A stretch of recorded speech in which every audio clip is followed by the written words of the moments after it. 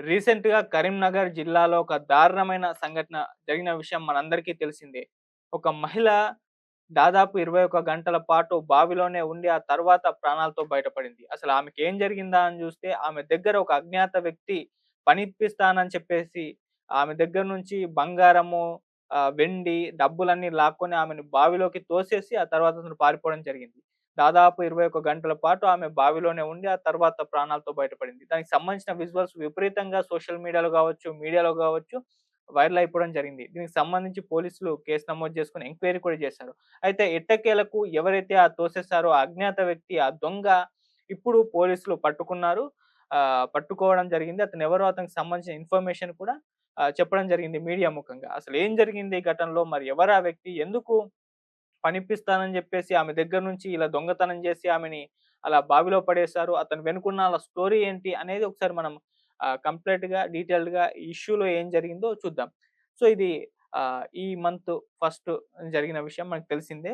కరీంనగర్ జిల్లా తిమ్మాపూర్ మండలం కిసాన్ నగర్ ప్రాంతంలో అక్కడే ఉంటూ కూలీ పనులు చేసుకుంటూ జీవనం సాగిస్తున్న గంగాధర్ లక్ష్మి. ఈమె ఆహ్, అక్కడే ఉండి కూలీ పనులు చేసుకుంటూ నివసిస్తూ ఉంది. అయితే ఈ మహిళ ఎప్పటిలాగానే అక్కడ కూలీ అడ్డా అని ఒకటుంటుంది. లేబర్ ప్లేస్ అని జెప్పేసి. సో, అక్కడ ఎళ్లి ఉంటే తర్వాత ఎవరో ఒకరొచ్చి పనికైతే తీసుకెళ్తూ ఉంటారు. అలా ఎప్పటిలాగే వాళ్ళకా దినచర్య అయితే ఉంటుంది. సో, ఇలా ఈ గంగాధర్ లక్ష్మిని రోజెట్లాగానే వాళ్ళ అబ్బాయి ఏం చేస్తాడంటే, ఆ కూలీ అడ్డా దగ్గర డ్రాప్ జేసి, ఆ తర్వాత వెళ్ళిపోవడం జరిగింది. సో, అక్కడ ఆహ్, ఈమెని ఒక అజ్ఞాత వ్యక్తొచ్చి ఇలా కూలీ పని ఉందని జెప్పేసి ఆమెతోటి ఒక ఒప్పందం జేసుకొని నుసుల్తాపూర్ గ్రామ శివారుకైతే తీసుకెళ్ళిపోవడం జరిగింది. ఉదయం 11 గంటల ఆ టైంలో. ఆమెకు పనుందని జెప్పేసి ఆమెతో ఒప్పందం జేసుకొని అలా నుసల్తాపూర్ గ్రామ శివారుకు తీసుకెళ్ళిపోయి ఏం జేశాడంటే ఆమె దగ్గరున్న అరతులం బంగారం, 4000 నగదు, అలాగే వెండి. ఈ మూడిటిని కూడా తీసుకొని ఆమెని అలా బావిలోకి తోసేసి అతనైతే పారిపోవడం అయితే జరిగింది. సో, అయితే పారిపోయే ముందు ఆ మహిళ ఎవరైతే ఉన్నారో తాడు సహాయంతో పైకొచ్చే ప్రయత్నం చేసింది. అంటే బావిలో పడిపోయిన తర్వాత అక్కడ తాడు ఉండడంతో దాని సహాయంతో బయటపడే ఒక ప్రయత్నం చేశారు. సో, ఇతనేం చేశాడు చెక్ చేసి ఇలా పైకొచ్చేస్తుంది తాడు సహాయంతో అని చెప్పేసి ఆ తాడుని కట్ జేసేసి, ఆ తర్వాత పారిపోయాడు.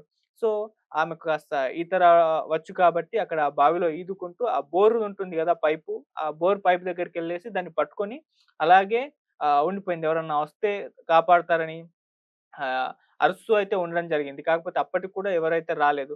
సో, అలా సాయంత్రం అయిపోయింది. నైట్ అయితుంది. ఇంకా కూడా ఆమె అందులోనే ఉండిపోవడం. అయితే వాళ్ళ అబ్బాయి ఇంకా కూడా తల్లి రావట్లేదేంటి అని జెప్పేసి ఆహ్, చూస్తున్నాడు. ఫోను జేస్తేనేమో కలవట్లేదు. సో, ఇలా తల్లి ఇంకా ఆచూకీ దొరకకపోవడంతో తను పోలీస్ స్టేషన్‌లో కంప్లెయింట్ ఇచ్చారు. అయితే పోలీసులు కూడా ఆమె సెల్ టవర్ అవన్నీ కూడా చెక్ జేసి ఏరియా ప్రాంతంలో మొత్తం కూడా సెర్చ్ చేశారు. అయితే ఎక్కడ కూడా ఆమె ఆచూకీ దొరకలేదు. అయితే నెక్స్ట్ డే మార్నింగ్ ఏం జరిగింది అనంటే ఆహ్, భూమికి సంబంధించిన యజమాని అక్కడికి రావడం జరిగింది. సో, ఆ బావి దగ్గర ఏదో అరుపులు వినిపిస్తున్నాయని జెప్పేసి బావి దగ్గరికెళ్లి జూస్తే ఈమె అందులో ఉండింది. సో, వెంటనే అక్కడ గ్రామస్తులకు ఇన్ఫర్మేషన్ ఇచ్చాడు. పోలీసులకు ఇన్ఫర్మేషన్ ఇచ్చాడు. సో, తర్వాత ఆమెని సేఫ్‌గా బయటకి తీసుకురావడం జరిగింది. సో, ఈ విజువల్స్ అన్నీ, వీడియోలన్నీ కూడా విపరీతంగా వైరల్ అయిపోయాయి. సో, ఎవరు జేశారు? ఎలా జేశారు? ఎందుకు ఈ విధంగా జేశారని జెప్పేసి చాలామంది పోస్టులు పెట్టారు. సో, దీనికి సంబంధించి పోలీసులు కూడా ఇప్పుడు ఆహ్, ఇన్వెస్టిగేషన్ చేసిన నేపథ్యంలో ఎట్టకేలకు బయటపడ్డారు. ఇది చేసింది ఒక విద్యార్థి. అది కూడా డిగ్రీ రెండో సంవత్సరం చదువుతున్న విద్యార్థి. ఇతను ఎందుకు చేస్తాడని చూస్తే ఆన్‌లైన్ గేమ్స్‌కి, బెట్టింగ్‌లకి మొత్తం కూడా బానిసై దొంగతనాలకైతే అలవాటు పడ్డాడు. సో, అలా దొంగతనానికి అలవాటు పడ్డ ఇతను పథకం వేసి ఈ విధంగా ఈమెని ఏమార్చి ఈమె దగ్గరున్న డబ్బులు మొత్తం, బంగారం మొత్తం, వెండిని మొత్తం లాక్కొని ఈ విధంగా తోసేసాడు. అసలెవరి అబ్బాయి అనేది మనం ఒకసారి చూసుకుంటూ వస్తే, కరీంనగర్‌లోని ప్రైవేట్ కాలేజీలో డిగ్రీ సెకండ్ ఇయర్ చదువుతూ ఆన్‌లైన్ బెట్టింగ్‌లకు బానిసై దాదాపు 4,00,000 నష్టపోయాడు. జగిత్యాల జిల్లా గుల్లాపేట గ్రామానికి చెందిన దమ్మ దినేష్ 21 సంవత్సరాలు ఇతనికి. సో, ఈ యువకుడు దమ్మ దినేష్ ఇలా మొత్తం ఆన్‌లైన్ గేమ్స్‌కి, బెట్టింగ్స్‌కి వీటన్నిటికి కూడా బానిసైపోయాడు. సో, మొత్తం దాదాపు 4,00,000 కూడా నష్టపోయాడు. సో, ఇదేం చేసిందంటే అతన్ని ఇంత బాకీలైపోయాయి, నష్టపోయాము. ఆహ్, దీన్ని తీర్చాలి అనంటే ఇక దొంగతనాలు స్టార్ట్ చేయాలని చెప్పేసి ఆ రకంగా దారిలోకైతే వెళ్ళడం జరిగింది. సో, దొంగతనాలు చేయడం అయితే మొదలుపెట్టారు. ఈవెన్ అతను లోన్ యాప్ ద్వారా కూడా రుణం తీసుకోవడం అయితే జరిగింది. సో, లోన్ ఎప్పుడైతే ఈ విధంగా లోన్ తీసుకున్నాడో అక్కడ లోన్ వేధింపులు కూడా ఇతనికి స్టార్ట్ అయిపోయాయి. దాన్ని వేధింపులు అనకూడదు. ఇతను కట్టలేదు కాబట్టి వాళ్ళు అడగడం మొదలుపెట్టారు. సో, వాళ్ళు ప్రెషర్ చేశారు. కట్టాల్సిందే అని చెప్పేసి. ఇవన్నీ కూడా అక్కడ 4,00,000 నష్టపోవడం, లోన్ యాపుల దగ్గర లోన్ తీసుకోవడం, ఇవన్నీ కూడా అతని మీద ఒక ప్రెషర్ క్రియేట్ చేసి దొంగతనాలకు పాల్పడేలైతే చేసింది. సో, దీంతోనే ఒక పథకం వేసి దొంగతనానికి పాల్పడడం అయితే జరిగింది. 1 తారీఖున ఇంతకుముందు చెప్పిన స్టోరీ లేబర్ అడ్డా వద్ద ఉన్న ఆహ్, ఆ మహిళకు సంబంధించి ఆమెని ఏమార్చి పనుందని జెప్పేసి తీసుకెళ్ళి ఆమె దగ్గర ఉన్న మొత్తం కూడా దాదాపు తులం బంగారం, 20 గ్రాముల వెండి, ఆహ్, అలాగే డబ్బులు వీటన్నిటిని కూడా తీసుకొని ఆమెని అలా బావిలో తోసేసైతే ఆ తర్వాత పారిపోవడం అయితే జరిగింది ఈ దినేష్ రెడ్డి.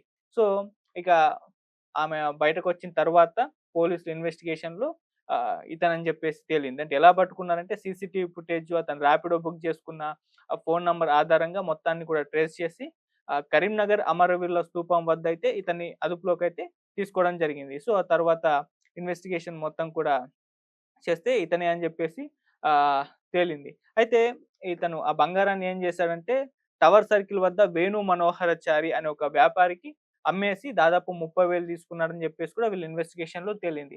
అలా బంగారం మొత్తం అమ్మేసి 30,000 అయితే తీసుకున్నాడు. అయితే పోలీసులు ఏం జేశారు ఈ నిందితుడితో పాటు ఆ బంగారం కొన్న వ్యక్తిని కూడా మనోహరచారిని కూడా అరెస్ట్ చేసి అదుపులో అయితే పెట్టేసుకున్నారు.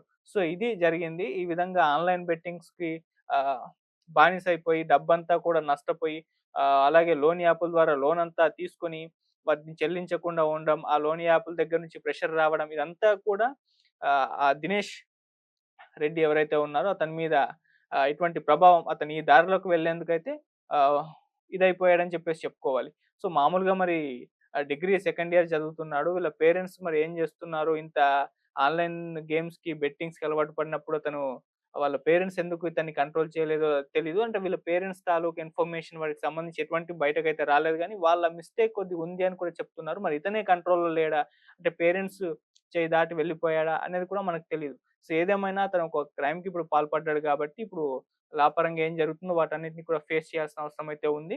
సో, ఇదొక పర్ఫెక్ట్ ఎగ్జాంపుల్. అంటే బెట్టింగ్ యాప్స్‌కి గావచ్చు, ఇంకా ఆన్‌లైన్ గేమ్స్‌కి గావచ్చు, వీటికి బానిసైపోతే తర్వాత కాన్సిక్వెన్సెస్ ఎలా ఉంటాయనే దానికి ఇతని ఎపిసోడ్‌ని కూడా ఎగ్జాంపుల్‌గా చూపించొచ్చు. అంటే డబ్బులొస్తాయని జెప్పేసి విపరీతంగా డబ్బులు సంపాదించొచ్చని జెప్పేసి వీటిలోకి దిగుతాం. యాప్స్‌కి గావచ్చు, ఆన్‌లైన్ గేమ్స్‌కు, బెట్టింగ్ యాప్స్‌కు. సో, స్టార్టింగ్‌లో వస్తాయేమో డబ్బులు, అరే! వస్తున్నాయి గదా! అని జెప్పేసి ఇంకా ఒక గ్రీడ్ తయారైపోతుంది. సో, ఇంకా ఎక్కువ పెట్టడం, ఇంకా ఎక్కువ పెట్టడంతో ఏదో ఒకసారి మొత్తం డమాలని మొత్తం పోతాయి. అప్పుడు గాని మనకు తెలిసి రాదు. మనం మొత్తం నష్టపోయామని జెప్పేసి పీకల లోతుల్లాగా ఈడిదాకా వచ్చేస్తుంది అదంతా ప్రెషర్ కూడా. సో, అటువంటిదే ఇతనికి కూడా జరిగింది. సో, స్టార్టింగ్‌లో బాగున్నప్పటికీ ఆ తర్వాత దూల తీర్చేస్తుందని చెప్పుకోవాలి. సో, ఇదొక పర్ఫెక్ట్ ఎగ్జాంపుల్ ఎలా ఉంటాయి వీటికి బానిసైపోతాయని జెప్పేసి. అలాగే లోన్ యాప్‌లు మనకు అవసరానికి మించి అంటే మనం కట్టగలుగుతామా లేదా అనే దాన్ని చూసుకొనే మనం లోన్ తీసుకోవాలి. ఆ తర్వాత ప్రాపర్‌గా మంత్లీ కట్టేసుకుంటూ వస్తే ఎటువంటి ఇబ్బందయితే ఉండదు. మనకు ఇన్‌కమ్ సోర్సెస్ అంటే మనకొస్తున్నాయా లేవా? డిగ్రీ సెకండ్ ఇయర్ అన్నాడు. దానికి జాబు సంబంధించయితే ఉండకపోవచ్చు చదువుకుంటున్నాడు గాబట్టి. మరంటప్పుడు డబ్బులెలా వస్తాయి? మరి లోన్ యాప్ దగ్గర నుంచి లోన్ తీసుకున్నప్పుడు అతను మంత్లీ ఎలా పే చేయగలుగుతాడు? మరి ఇంట్లో పేరెంట్స్ ఇస్తారా? అంటే అది ఇంట్లో పేరెంట్స్‌కి తెలిసి కూడా ఉండకపోవచ్చు. ఇటువంటివి మా అబ్బాయి చేస్తున్నాడని జెప్పేసి. సో, అలా ఏదో ఒకటైతే ఇతని విషయంలో ఇలా అయితే జరిగింది. సో, ఫైనల్‌గా అయితే తను పట్టుకున్నారు. ఇప్పుడు కోర్ట్‌కి కూడా హాజరుపరచబోతున్నారు. రిమాండ్‌కైతే పంపించే అవకాశం కూడా ఉంది. సో, ఒక విద్యార్థి ఈ విధంగా ఆన్‌లైన్ గేమ్స్‌కి, బెట్టింగ్స్‌కి అలవాటు పడి డబ్బులు మొత్తం లాస్ అయిపోయి లోన్ యాప్స్ దగ్గర నుంచి లోన్‌లు తీసుకొని వాటి కట్టలేక వాటి బారిన పడ్డాడు. చివరికి క్రైమ్‌లోకి దొంగతనానికి దిగి ఇలా తన జీవితాన్ని నాశనం చేసుకున్న ఎపిసోడ్‌ని మనం కళ్ళ ముందే చూస్తూ ఉన్నాం. సో, వీటి నుంచి మనం నేర్చుకోవాల్సిన అవసరం ఉందని కూడా చాలామంది కామెంట్‌ల రూపంలో నెటిజన్స్ చెప్పడం కూడా చూస్తున్నాం. సో, అది ఈ దినేష్ రెడ్డి విషయంలో జరిగింది. సో, ఏదేమైనా ఆ మహిళ అయితే ప్రాణాలతో బయటపడింది. సో, తనను తాను కాపాడేందుకు విశ్వ ప్రయత్నం చేసి ప్రాణాలతో అయితే బయటపడింది. అదొక గుడ్ న్యూస్ అని చెప్పుకోవాలి. చూద్దాం మరి దినేష్ రెడ్డి విషయంలో ఫర్దర్‌గా లా పరంగా ఏం జరుగుతుందో వెయిట్ చేసి అయితే చూద్దాం. Thank you so much.